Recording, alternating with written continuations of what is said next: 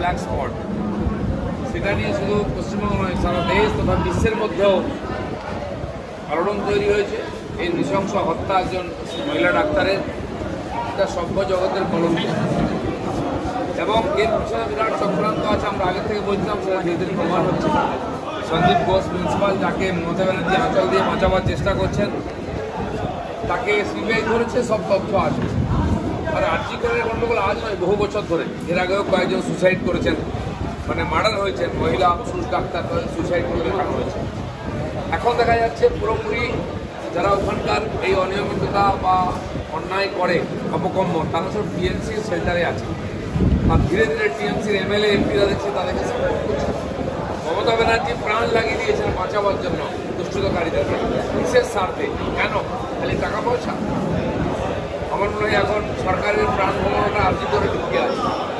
তার নেতারা কোটার সিটে ছেলে মেয়েদের ভর্তি করেছেন, তারা ডাক্তারের এখানে চাকরি করছে।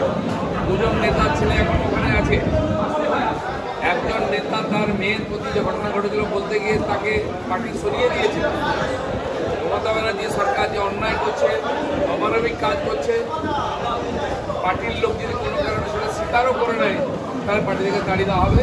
ডাক্তার শান্তনু সেন তার প্রমাণ, তার বিবেকের ডাক তিনি শুনেছিলেন বলে পার্টি থেকে সরিয়ে দিয়েছেন। যে পার্টির নেতারা চোখ বন্ধ করে মমতা ব্যানার্জিকে সাপোর্ট করছেন, তারা দেখে রাখুন, বাংলাদেশে এই নেতাদেরকে পায়ে দড়ি বেঁধে ঝোলানো হয়েছিল। এরা সমাজ বিরোধী। কালকে আমি দেখলাম মমতা ব্যানার্জি মিছিল করছেন, কার বিরুদ্ধে করছেন আমরা বুঝতে পারলাম না। তার বহু সেলিব্রিটি এমএলএ এমপি তার সঙ্গে দাঁড়িয়ে ছবি তুলছেন। আমি সেই মহিলা সেলিব্রিটিদের জিজ্ঞেস করতে চাই, আপনার বাড়ির মেয়েটির সঙ্গে যদি এই হতো, আপনারা কী করতেন? ছবি তুলতেন মুখ্যমন্ত্রীর সঙ্গে? তিনি অন্যের ঘাড়ে দোষ চাপিয়ে নিজে বাঁচতে চাইছেন। আপনাদের কী বাধ্যবাধকতা আছে? যদি মনে হয় ফাঁক আছে, যান ও মহিলা ডাক্তারের বাড়িতে তার বাবা মার সঙ্গে দেখা করে আসুন, কী চলছে ওদের সঙ্গে। আপনারা কবে এর বিরোধিতা করবেন? যখন আপনাদের সঙ্গে এরকম ঘটনা ঘটবে। আজ সারা পশ্চিমবাংলার লোকের চোখের জল। আজ টিএমসির নেতারা কোথাও সিপিএম কোথাও বিজেপির ঘাড়ে চাপিয়ে দিচ্ছে। এত বড় নৃশংস ঘটনায় দোষীকে সাজা না দিয়ে তথ্য গোপন করা হচ্ছে, সিবিআই না আসুক তার চেষ্টা হচ্ছে, বাড়ি ভেঙে দেওয়া হচ্ছে, সাসপেন্ড করা হচ্ছে, ট্রান্সফার করা হচ্ছে ডক্টরদেরকে বন্ধ করার জন্য। কিন্তু এটা ভুলে গেলে চলবে না। যেমন বাংলাদেশের সাধারণ মানুষের এগেইনস্টরা, এই পশ্চিমবাংলার সাধারণ মানুষ এই নৃশংস হত্যাকাণ্ডের প্রতিবাদ করতে রাস্তায় নেমেছেন। আমার মনে হয় সরকার যদি সত্যকে সামনে না আনে, এই সরকারকে সরিয়ে দিয়ে সত্য একদিন সামনে আসবেই। মমতা ব্যানার্জি একটার পর একটা অন্যায় করে যাচ্ছেন, ভুল করে যাচ্ছেন। এবং উনি এটা চান, সেটা তার মাধ্যমে, তার স্লোগানের মাধ্যমে বেরিয়ে গেছে, নির্যাতিত ফাঁসি চান। উনি কাকে ফাঁসি দিতে চান?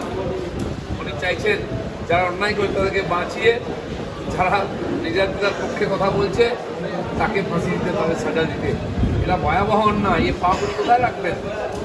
সিবিআই লেগেছে, খালি ওই প্রিন্সিপাল সন্দীপ ঘোষকে জেরা করলে উল্টো টাংলেই সব বেরিয়ে আসবে। কারণ এর পিছনে বিরাট নেক্সেস আছে, অনেক দিন ধরে চলছে, কোটি কোটি টাকার ব্যাপার আছে, অনেক অবৈধ কাজ, অসামাজিক কাজ হসপিটাল হয়, তো সবাই জানতেন। তাহলে ওই সন্দীপ ঘোষকে বারবার ট্রান্সফার করার পরে কী করে ফিরে আসবে? কী এমন স্বার্থ আছে? মমতা ব্যানার্জি তাকে বাঁচাবার চেষ্টা করছেন। সমস্ত কিছু অন্যায় অবিচারের তিনি জানেন, সেটা সব তথ্য